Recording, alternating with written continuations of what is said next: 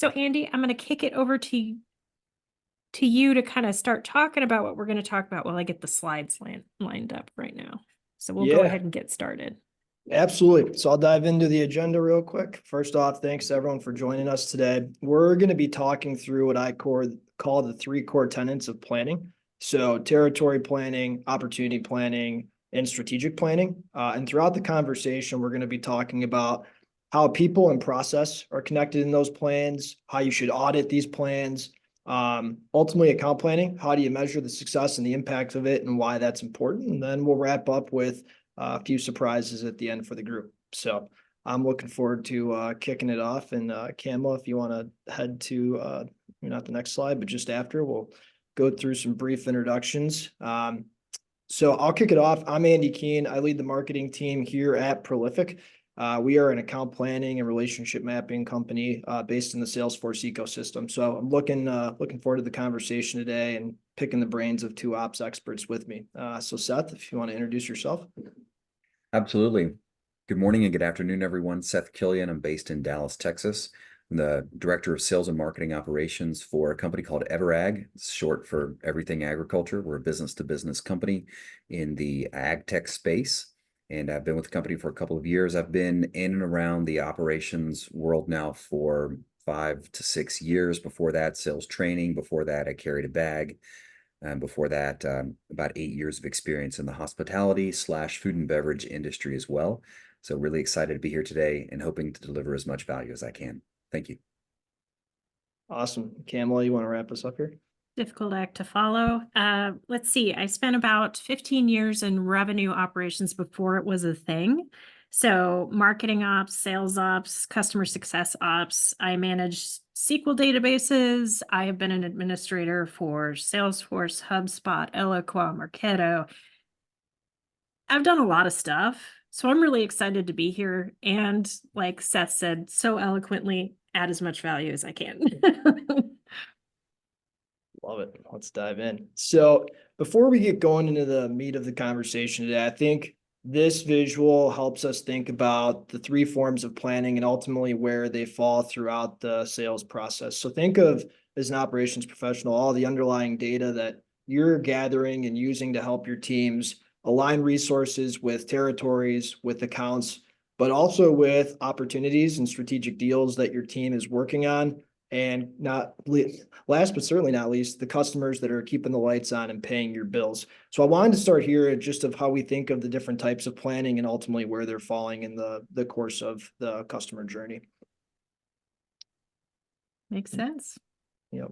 So we go to the next part here. So when we think of account planning and territory planning, there's naturally some differences in the types of planning and what they encompass. Territory is more holistic of geographical territory, typically in a larger set of accounts, whereas account planning gets more ingrained into the individual level and the intricacies of the challenges they're facing, the key stakeholders the team needs to be aligned with, the objectives and goals that you're being measured against. And so where I want to start this conversation, Seth, I'm going to start with you. You've worked with countless sales teams throughout your career on territory planning. What typically has worked well when it comes to properly aligning resources and accounts with the reps? And what have you seen that's caused teams to stumble and have issues? Yeah. Well, I think one of the biggest challenges is, whenever the individual sales executives feel as if there is a disparity in the way that the territories have been cut or managed, and the way that the leads are routed, that can lead to a sense of dissatisfaction and a general sense of friction amongst the individual team members themselves. One of the biggest ways to circumvent that is to take a proactive approach, which talks about the data-driven and science-driven aspects to how the territories were created and how they've been assigned, and the way that we think about, maybe a tiering of accounts or the resources that you get from marketing, is to define what that is and proactively message that to them and work hand in hand with sales leadership. Typically, if you wait for problems to arise and then try to deal with them retroactively downstream, it really goes back to the phrase, an ounce of prevention is better than a pound of cure. So I find that taking a very proactive approach is one of the ways to just help keep these things operating as smoothly as possible, and having a system in place whereby you can show your work. If you go back to, when we were studying math in grade school, your teacher was like, show your work. You can't just say problem, solution, and I'm done. You need to show the process that you went through to ensure that you're thinking about it in a defensible, logical, and consistent manner. And if you can really lay that out in a way that makes sense and gets people's heads nodding on meetings, then I think that you've gone a lot farther than most folks do. And you've probably even removed headaches from the board before you even have to deal with them. Yeah, could just- sorry, go ahead, Campbell. If I could just add a couple things to that, I think all of that is very true and valuable. And yes, do all those things. There is one thing, though, that can happen before you even start planning that can be problematic. And that is working with a sales leader who is coming in from a different company and has had a methodology that they have used, and they want to just apply it without really looking at the data and figuring out how the territories should best be divided. So if somebody comes in and says, well, we're doing verticals or industries, and you're a super niche product, it's not going to work. So kind of unhooking people from that mentality and getting them to trust the process. It's a lot of work, but it's totally worth doing. So that's kind of the pre-work that I would recommend as well. Yeah, absolutely. And one thing that stood out to me there was, Seth, you mentioned the process. And I don't know about any of you, but back in school, I felt there were times where potentially my teachers weren't fair with grading my work shown and how things were laid out. Camo, a question for you here, and kind of going off what you just mentioned. Every leader comes in with experiences and ways of doing things, and it's not always fair. So how do you take, the leadership and business goals and ultimately tie that back to planning that's going to make the best impact possible? I'd love to go a little bit deeper there. Yeah, that's a great question. So anytime I work with the sales team, I want to make sure that the members of the sales team know that I have empathy for what they do. I think they have an extremely hard job, and that I understand that their livelihood is tied to the opportunity they're given and the success they have. So establishing relationships with the sales team well before you even start on a territory plan can be extremely helpful when the territory plan actually happens. But that being said, we all know that some territories are better than others. And a lot of times, unfortunately, the sales managers will give the unproven reps or people who aren't performing as well the territories that don't have the best chance of success. So working with your management team, pointing out the disparity, having the conversations with the leadership team up front and letting them know, I'm going to get a lot of questions and I'm going to route them to you because this is your decision. Essentially. I mean, in a very nice way, but. I love it. I love it. It all makes sense. It all makes sense. So I think as we wrap up the pre-sale side of it, I'd love to get into the meat of the conversation here, which the polite, that's your problem. I love that terminology. As we get into opportunity planning, I think we think about territory planning and the allocation of accounts on the pre-sale side. And Camo, I think you just hit on something that's really important. It's not always fair. And typically there could be scenarios where territories and accountants are potentially stacked against the rep. So I think this next section we're going to go through is going to be really interesting on how, as an operations professional, you can make sure that even if a rep does have a territory that's not necessarily advantageous, they're making the most of what they have in front of them. So if we want to go to the next part here, Kamala. Sure. Cool. So let's talk through opportunity planning. So whether you refer to it as opportunity planning, if we go back one slide, please. Opportunity planning. No, you're good. Opportunity management. One thing we hear a lot is, how do I make sure I audit a plan and make sure that we are collecting the right types of information? So every company is going to have a different sales methodology. You're going to have internal processes that are different around what reps collect through the discovery process or the sales process itself. Seth, I'd love to start with you here. when you're working with your sales teams and you're looking through historical data and trying to capture insights that could guide reps, throughout the sales process to make them more successful, what are some of those data points that you're typically looking at and making sure that everyone on the sales team and really throughout the go-to-market function has a clear line of sight into? It's a good question. So often I think we can just look at it and say it's going to naturally happen, and that's a great way to not scale, right?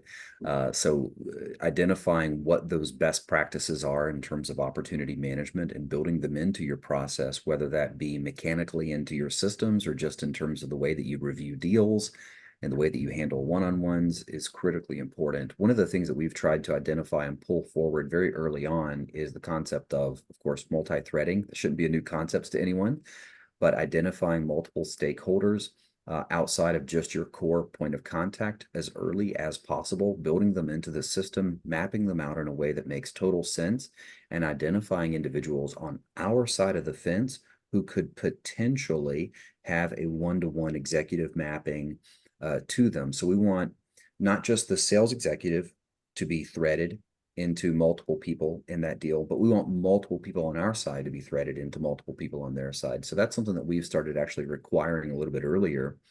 Another one is going to be not just what their pains are that they're trying to solve today, but what's their overriding business goals.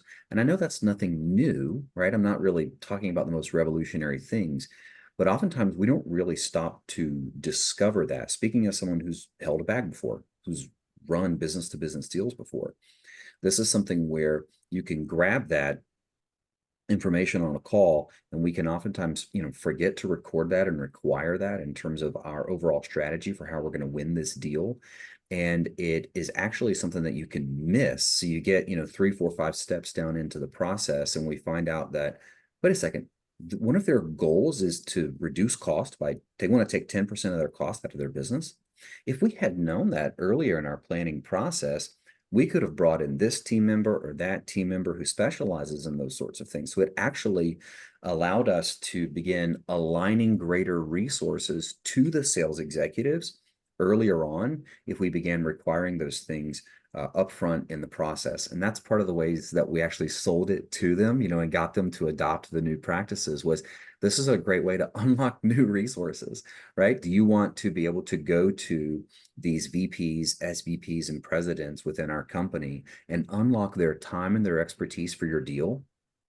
You probably do, right? Therefore, increasing your chances of closing that deal. Well, in order to do that, these are the things that you need to be able to have in place.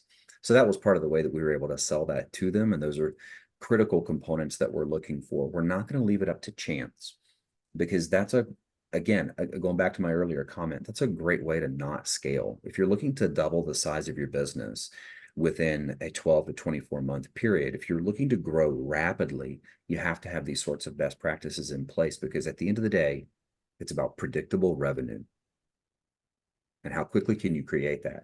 Opportunity plans are a great way to snap that into place. I would love to just jump in really quickly and address the elephant in the room. And that is, all of us, especially in early to mid-stage companies, know how disruptive it is when a new leader walks into the house and wants to change everything about the qualification process and the opportunity plan and everything. The other elephant in the room, so I guess there's a couple elephants.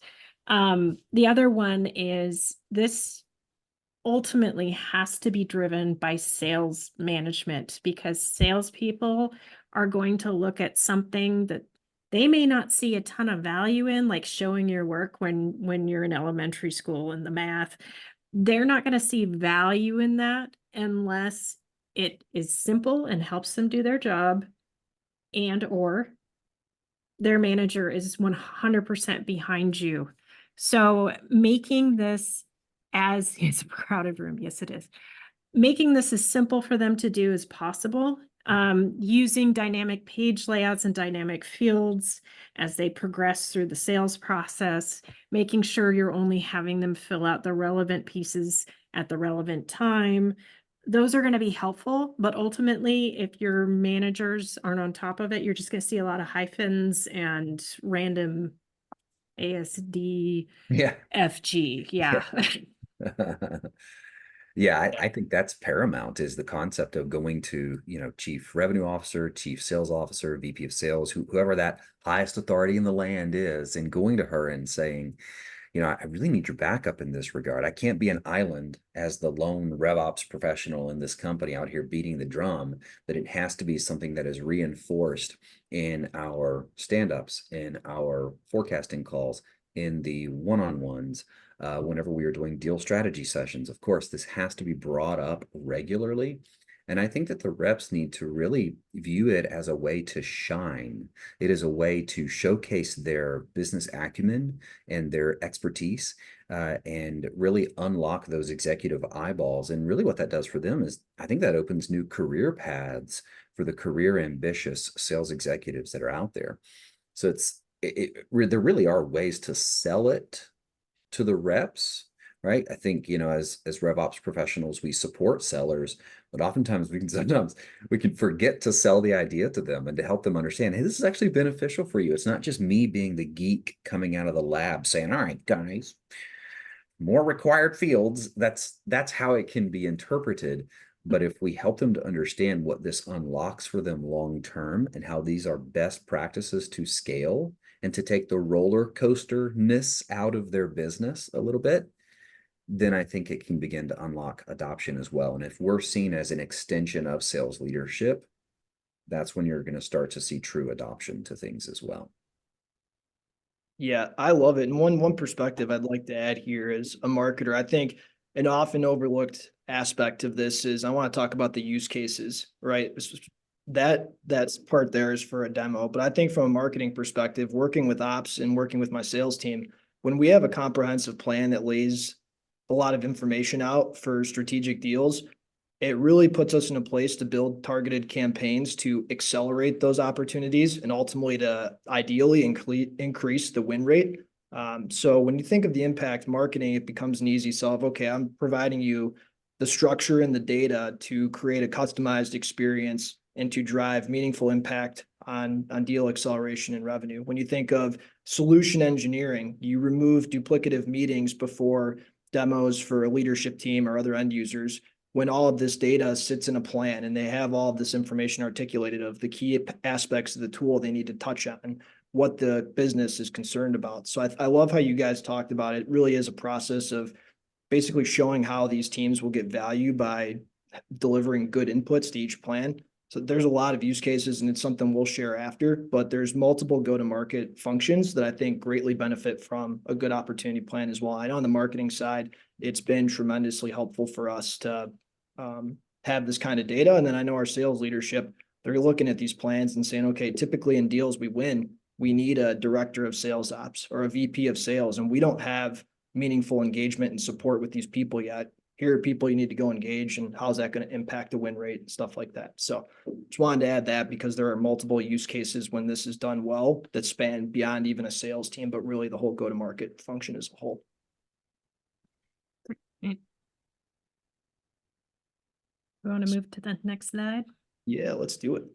And this I think will be a fun one. I'm sure everyone in the room has seen a team and experienced this at some point. So it's human nature that we want to talk and work with people that we like and that we're comfortable with. It's easy. Seth just touched on it, a few minutes.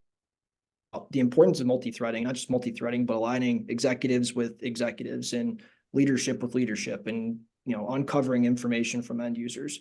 It's easy to fall into a hole of sticking to 1 to 2 people and relying on them throughout the entirety of a deal or throughout the entirety of a partnership with your customers. So, Camel, I'd love to start with you.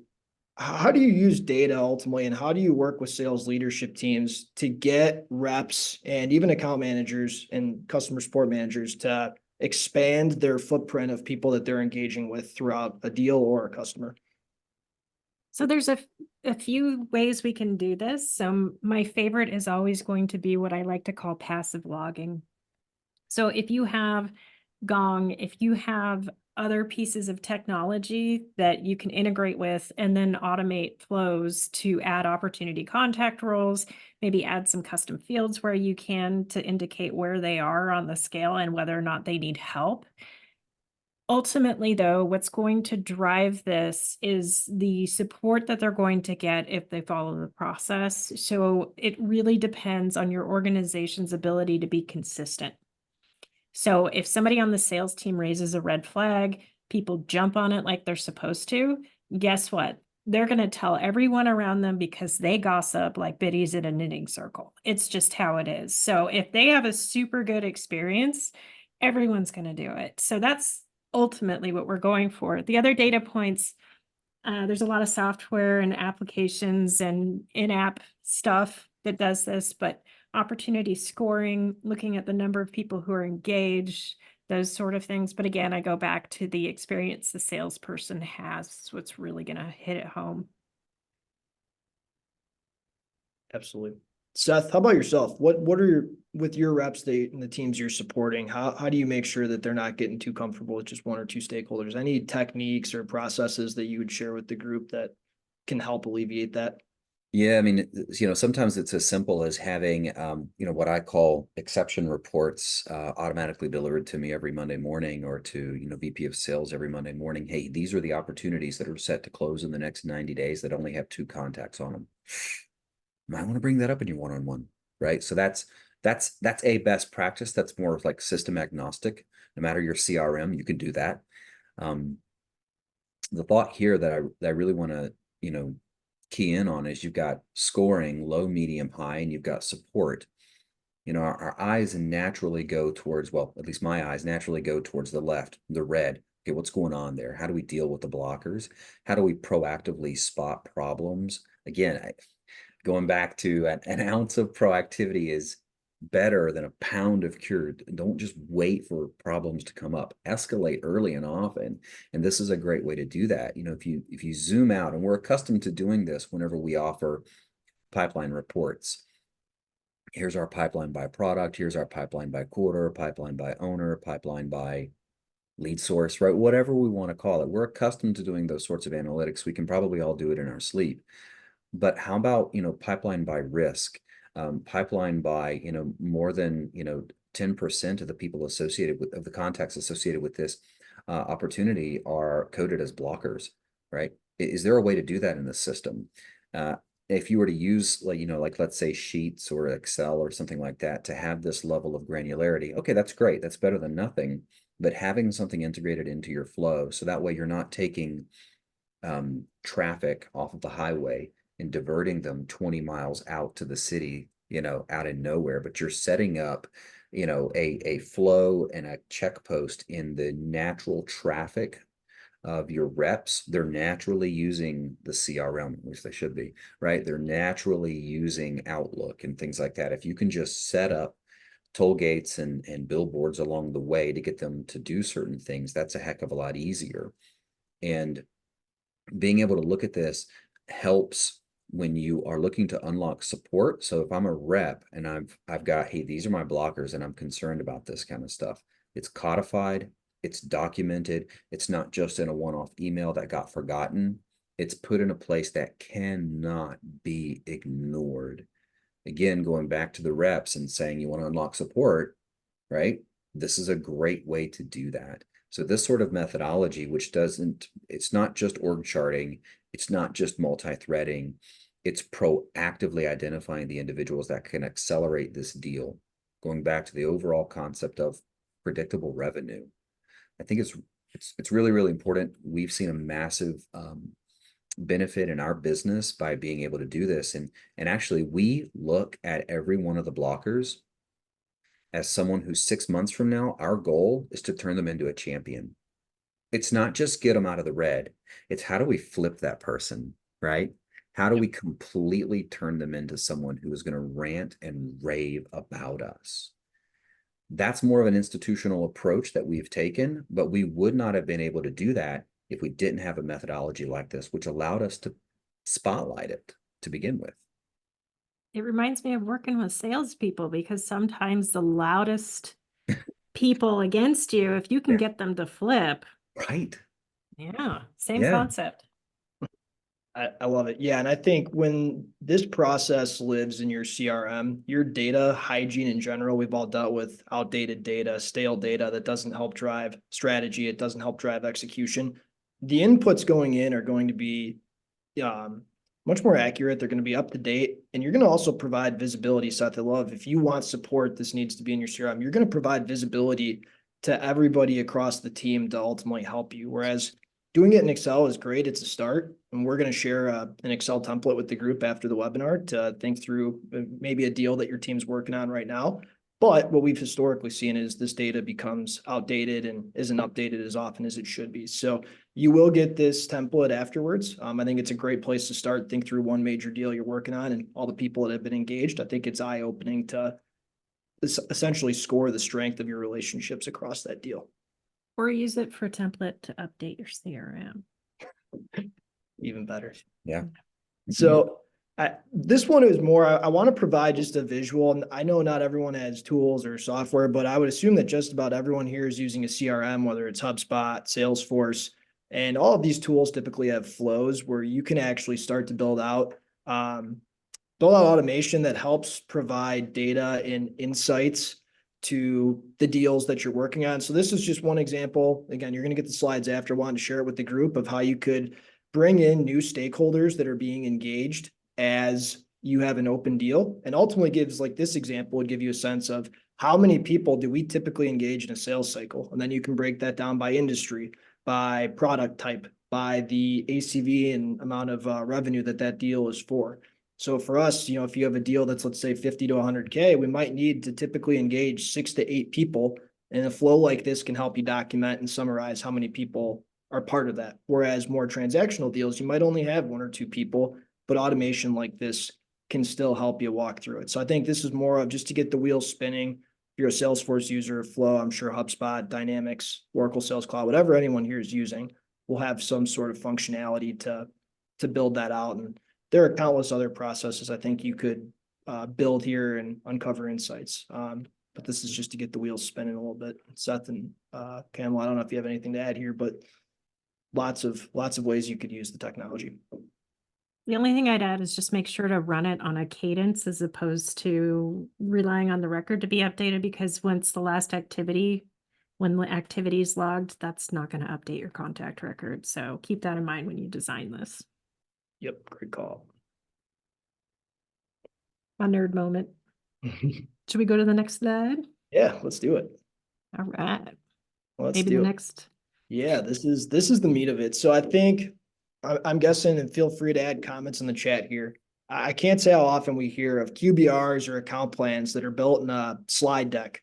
They're built in a spreadsheet. They're built in a Google Doc. And you take all of this data out of your CRM, you build this extravagant plan for a quarterly review or for a strategic customer, and then it kind of just sits there. It sits in a Google Drive, sits in a folder that ultimately it doesn't get updated. And so when we think about account planning, I really like to think about how in a perfect world this would be structured. And Seth and Campbell, I just touched on it. When it's part of your ongoing process and in your CRM, it's much more likely to have the type of data and inputs that will actually drive strategy and execution. So I'd love to give the floor to both of you of, if you were in the shoes of the audience today, how do you get your organization to start thinking about building out a process that's more of an ongoing motion, that's more predictable, as you say, Seth?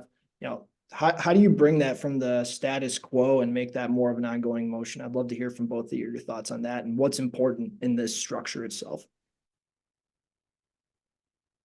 Camilla, I'm happy to let you go first. So I always think of things from the very highest level possible and then down. So aligning your entire company on NRR instead of new business when it becomes that time, making sure that NPS is something that, it's not super predictable. You're going to want to look at G2, Trust Radius, all these other sites.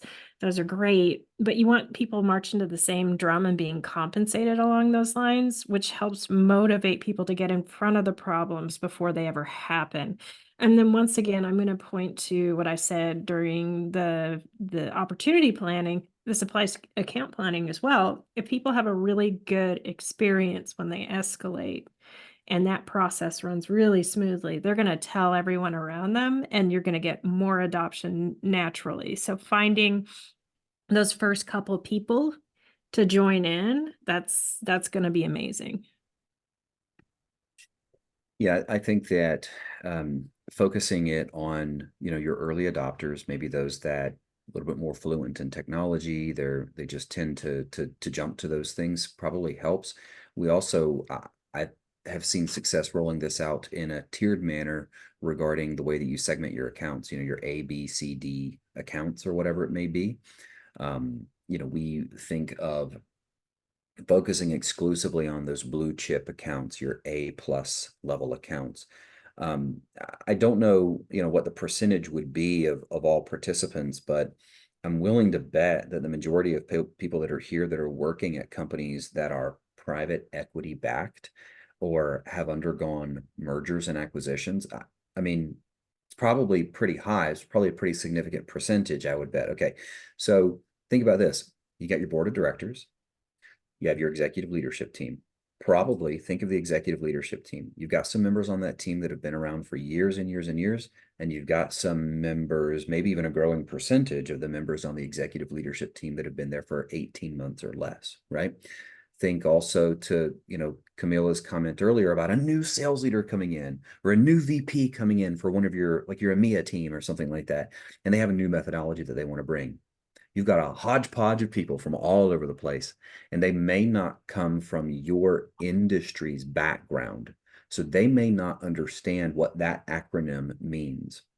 So having an account planning structure in place drives broad visibility and vertical visibility. It's what's like an inverted T, right? So something like this takes insights that exist in people's noggins and programmatically, systematically pulls it out, puts it in place, and really allows the expertise that resides in your go-to-market team to shine in the best light possible. Having the ability to do a quick export or sending something out to your software president, your CRO, and your operating principal and your CFO like that is game changing. And when it's not, hey guys, this PowerPoint's about 8 months old, so bear with me. We need it. No, you don't even skip that because it's the latest version of it. There's one plan for the company. The plan is the plan. It's not the sales rep's plan. It's not just the plan to sell that one product. The plan is the plan for the entire company. And this is a great way to align all of those new acquisitions that may or may not have come in to get them on one page as well. Think broadly about the full breadth of solutions that your company offers. I was literally just on the phone earlier this morning with my team talking about these same things and coaching them through ways to do this. It also drives a long-term view. It's not just about what opportunities exist at this account that are in your pipeline right now. It's what do we want to do with this account strategically over the next 3 to 5 years. Typically, that doesn't get documented anywhere. An account plan allows that information to be plugged in. I'll stop talking. I could talk for hours about this kind of stuff because I just geek out on it so much because it's so powerful for growth. So the one more thing I would add is, especially if you're using account planning for your customer success team, if you have an operationally minded nerd on the customer success team or the sales team that can think through what can I templatize that works really well, and being able to build in aspects of your account plan to simplify that and streamline it and save them a ton of time, that's another great way to get some adoption. Absolutely. And I saw a question in the chat, so I want to touch on it real quick. I'd love to get your guys' thoughts. The question is, what are your thoughts on involving a champion in account planning? And I'll give my 30-second spiel. I think it's a terrific idea. Again, I think the one caveat here is don't get overly reliant on one person throughout a relationship, because we're seeing present day, the amount of transition of accounts change hands a lot. People change jobs. So get your champion involved early and get them to get you as close to their day-to-day and the company's, key initiatives and priorities as possible. But don't become content with that one person, continue to get wider and leverage their expertise and their reach within the account to build rapport with other stakeholders. With our champions, we always say, hey, who else should we be meeting with? Should we be, talking to about this stuff? It's a great way to make sure that you're retaining your customers, but not just retaining them, ultimately growing them as you build those relationships over time. So that's my caveat. Do you guys have any thoughts there? Absolutely. And I just want to back you up with an example. So I worked with an attribution company, and they were very, very good at connecting with the primary stakeholder who is in operations, getting the requirements, getting everything together.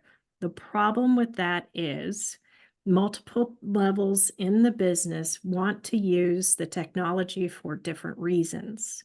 So what we found is that the operations pro thought they knew exactly what everybody wanted to use it for. The minute we get the VP in the room, completely different use case, focus, everything. So there's multiple benefits to involving multiple people throughout this process and not just focusing on the champion. Couldn't agree more. Very well put. Yeah, I suggest that if you're looking to roll this out and to thread through multiple champions, if you have a get together, it's a great opportunity to let sales reps do one of the things that they do the most, which is shine in front of their peers. And to say, hey, you're going to pick one of your plans and you're going to pick one of your plans. You guys are my early adopters. And so she gets to stand in front of the crew and say, here's what I've built. And he gets to do the same as well. And it gets other people excited and interested. Like, wait, we have this today. We can do this today. They're doing it. Well, why aren't I doing it? So now what you've done is you've actually like triggered the competitive nature, and you want that working, right? Like in your favor, right? You got to gamify it in a certain sense. And so, one of the things that we've done is we've actually done like a score ranking type thing. And we want to get your score above a certain level, and if it's not, then it's like, what's going on? And so I have a leaderboard that just shows account score by rep, and it's pretty cool to see them. It's like I'm tapping into their brains, right, and getting them to want to do it because it's just competitive nature. That's all. Yep, absolutely. Absolutely. So I think we can touch on the next part here. This is always an interesting part to me. So we ran a survey in the first quarter of this year, around 275 respondents.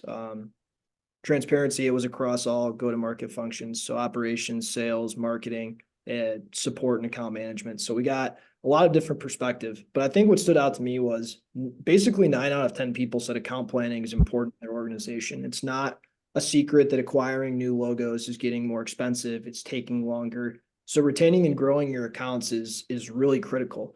But what I thought was, I don't want to say bizarre, but fascinating was half of the respondents that said it was important also said they only do account planning, annually or biannually. It's not part of an ongoing part of their process. What, from your guys' perspective, and if you were in the shoes of the people listening in today, how would you incorporate this more frequently? Because we noticed in the data when people were using a CRM to do account planning and building these plans in the CRM, it was either weekly or multiple times a month. And as soon as we got out of the CRM, because it became duplicative, it really dropped off a cliff. So I'd love to get your guys' perspective on why does it fail so often, and how would you fix that if you were in the shoes of some of the professionals here? Kamala, we can start with you, or Seth, doesn't matter. Sure. I think where it fails a lot is that the people who are expected to do the work don't see the value in doing it. So if they're not getting a clear benefit from doing this, I don't care how into it your manager is, eventually they're going to hear enough complaints that they'll back off. So it's really important to figure out how to constantly revisit this process and insert value, not only for the customer, but also for the team who's doing the work. The next thing I would also point out is not all accounts are going to need the same level of attention, and that's okay. I know that there's a high risk in getting overly complacent with the super happy high NPS folks, but that risk is sometimes worth taking if you have a team that's overburdened. So letting them focus on what really matters, making sure you have a process in place where people can jump on that escalation and then socialize the success stories with the team, it's going to help it go a long way to not only doing it more frequently, but understanding the value of doing it at all.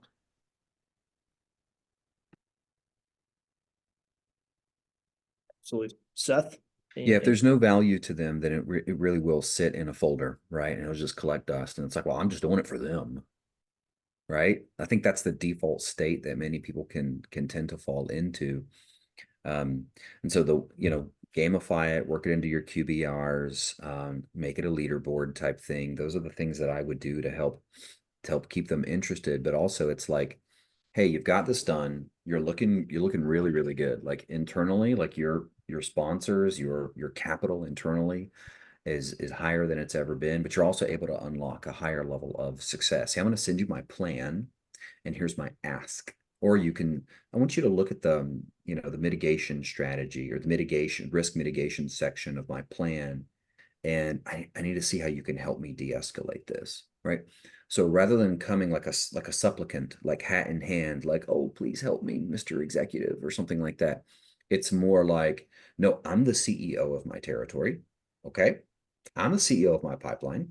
So I'm just going to lay that out there on the table. Here's my plan. This is what I need from you. All right. Right. So what it does is, for anybody who's like gone through Sandler sales training, they talk a lot about equal business stature.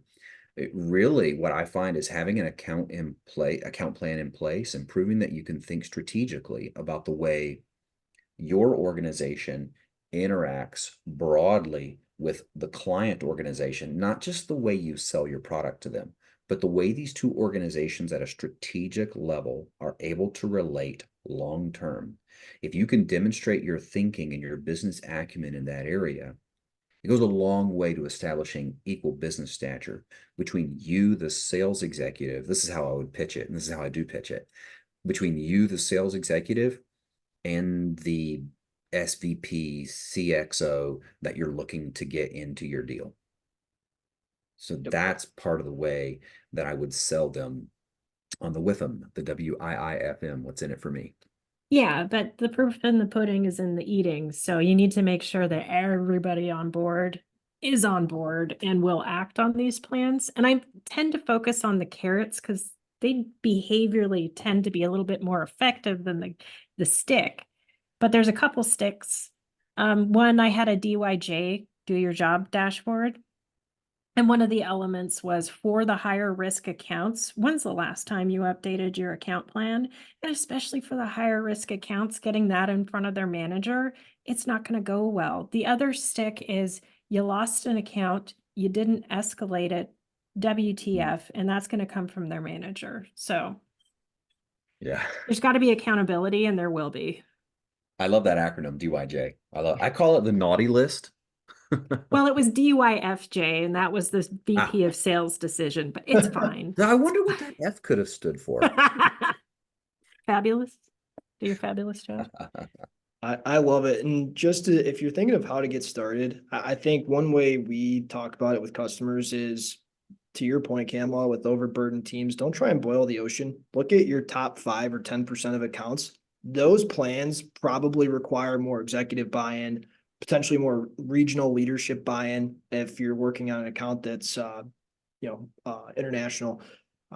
And then accounts that are in, let's say, the 10 to 15% range, that might be something where those plans are updated maybe once a month. But when you start to make it more manageable in terms of a small slice of a rep's accounts or an account manager's accounts, it becomes more feasible and really it's a much more likely outcome that you're going to get people working on the plans as you want when it's a small piece of the pie. I think that's the big thing I've seen is start small, make it manageable, and you will get more adoption. Cool. All right. And so I think we've got 2 more slides left. So first off, thanks everyone for sticking with us. I think this is always a fun one. We think about account planning.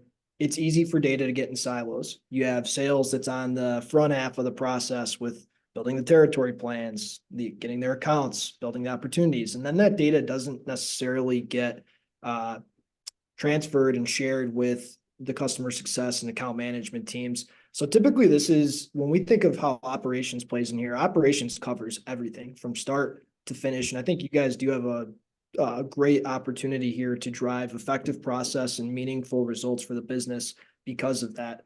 I'd love to hear from both of you guys. When you look at who's typically involved in a process, why is there so much friction when it comes to getting data that's shared and used across multiple teams, potentially multiple leaders, et cetera? Kind of depends on the organization. I've been in some pretty toxic companies where the sales leaders really felt like people were spying on them, and it was their responsibility to make sure their people were protected and doing their jobs. So they were very secretive. It was very strange. I haven't seen that since, fortunately, and hopefully not a lot of people experience the same thing. But in more collaborative organizations, and I see this even more with the small startups with a healthier culture, there tends to be more collaboration because people see the value in collaborating, but there's always exceptions. But it tends to be a top-down mentality, in my humble opinion. Seth, curious to hear what you see. I felt like you were telling my story there for a second too. I mean, I've seen the same thing, right? So it's like, are you gonna let my people sell, or are you gonna ask them to do admin crap all day, right? Reasonable, right? I mean, I can relate professional to professional. Like I can understand what the sales VP means whenever she says that. I get it. Yeah. And if you're doing it in Bill Gates products, they probably have a point, right? If you're doing it in legacy systems, then yeah, I really do get it. One of the benefits, and I keep going back to it, is fast moving private equity backed SaaS companies that have a lot of mergers and acquisitions, right? So, let's say that over the last couple of years, you've got 5 acquisitions or 6 acquisitions, and people aren't accustomed to thinking about the latest 2 companies that we just bought. They may, what was the name of that one company again, right? For us at Everag, we've been highly acquisitive, especially over the last couple of years. And so what this does is this not only functionally, Andrew, as you have it laid out on the screen, but also the SMEs from the bolt-on acquisitions can now be brought into it as well. So you have greater mind share by having this in place. So, having it built into a shout out on an all hands call, referencing it regularly on your all hands call. You need to have it as a prerequisite to unlock the SME for a demo, right? All kinds of little things that you can do here and there to really showcase that this is a part of our culture as a team. And I think that showing again that we have this knowledge, we've sort of hoovered it up out of everybody's heads, and we've put it together into a single place. That really helps to get people like, oh, this is how we do things here. Like, oh, that's our culture here. Oh, sure. I'm happy to get on board with that whenever they see it all laid out. That's a great point. But I was looking at average tenure for the go-to-market teams. Just curious. It's disturbing. The CMO, 18 months, that's been pretty constant. But for the first time, I'm seeing VP of sales and CRO 16 months, VP of CS 12 months. So if you have somebody who's destructive to the business and is information hoarding for job security, and this applies to any position in the company, just wait 12 months. It's going to change. It'll get better. This too shall pass. No lies detected. I mean, that's 100% true. That it is. And I know we're coming up on time, so I want to get through our last slide real quick, which comes up frequently. And I think where I want to finish and wrap up this convo is I hear it a lot. What is the ROI in account planning? If I'm going to invest this time, how do I measure if it's actually driving and moving the needle for my business? There's some metrics laid out for both functions that we typically see involved in account planning here. But my last question for you, Seth and Camel, is if there's one metric that you would focus on, what would it be and why? And I think where I'll just share my perspective is every org is going to be different. If you've got a retention issue, I think that's going to drive what you measure with account planning. And same if you're having an issue with net new. To me, it's diagnosing the the main problem? And if winning deals is the issue, how do you improve win rates, and how does planning help with win rates? So I'd love to hear your guys' last thoughts on the metric you'd focus on and why. Seth, we'll start with you. My mind goes straight to expansion revenue, right? You know, particular, like if you've only got one product to sell, well, okay, maybe you can sell them a few more licenses, right?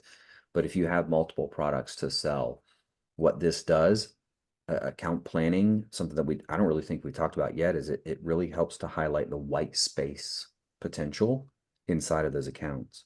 And if you have done account planning for, like, let's say all of your A and your B accounts, you can, if you're using modern tools, you can at a glance run a report and see your upside or your white space associated with each of those. Doesn't have to be in spreadsheets. I know, because we can do that here now. And that is huge for us, particularly as, you know, as our portfolio of solutions are growing, to be able to spot that and know that we have a plan in place to expand over the next 2 to 3 years. Critical, absolutely critical. That's specific to us though. But that's probably one of the biggest things that we're looking at right now in terms of where our growth is going to come from. I'm having trouble picking one, because if you just hear me out. So NRR is great. I think I would probably focus on LTV and CAC, and then also cost of goods sold. But if I'm in sales, the sales cycle length is going to be super critical. And if I can promote with the rest of the team that the average deal size are coming up and the sales cycle is shortening by X amount, that's going to be really exciting to them. So it just depends on the audience I'm talking to. And I think it's really important to remember audience, audience, audience. Yep. No, I think that's extremely well put. And yeah, again, it's going to come down to your audience, your organization. But I think all of these metrics, honestly, are something that you can report on and ultimately have basically signals into, are you moving the needle or not? What's more important, not what you prioritize, will differ, but you should be able to track and ultimately report back on how you're improving each of those. So when you think about account planning, what you should measure, this is a good starting point, I think. So Seth, you've been asked, which account planning tools do you use? Well, probably no surprise, but I use Prolific. So that's something where, you know, prior to Prolific, and I looked at a lot of different ones. I'm happy to share my thoughts on that, probably more of a one-on-one discussion. But prior to that, I've seen us use, you know, the Bill Gates products, right? The legacy systems to do it more manually, siloed, you know, file folder in SharePoint somewhere type thing. So I've seen that too. And if that's what you've got, then I have some ideas to share with you. But we do use Prolific in order to do that. And, you know, we enjoy it. We looked at it as, this is going to help get us off the ground and give us room to grow as a company, as we are growing rapidly and modernizing many of our go-to-market motions. So it's been a lot of fun. I could talk probably for a long time about that and talk about the challenges that we had in terms of getting people to adopt it, because of the way that maybe it was messaged up front, and also in ways that I'm in the Slack community, yeah, in ways that that I now know that, oh, here's how you can do that in the system to get the people to adopt it. So I've broken a few eggs and made a few mistakes, and would be happy to talk through that. So yeah, ping me on LinkedIn, ping me in the Slack community. I think I'm in there every day. Happy to follow up and share in a more candid manner if you'd like. And that's such an awesome offer, because you have the perspective of somebody who's carried a bag. So yeah. my husband comes from the same background. He is a Salesforce admin, and it really helps bring in the perspective of how easy is this to use and how can we make it easier? Yeah. Absolutely. Absolutely. So as we wrap up, I just want to make sure I reiterate, one, we're going to send you the slide deck. You're going to get the recording, and two, we're going to be sending you a couple templates afterwards as well. So keep an eye out for that.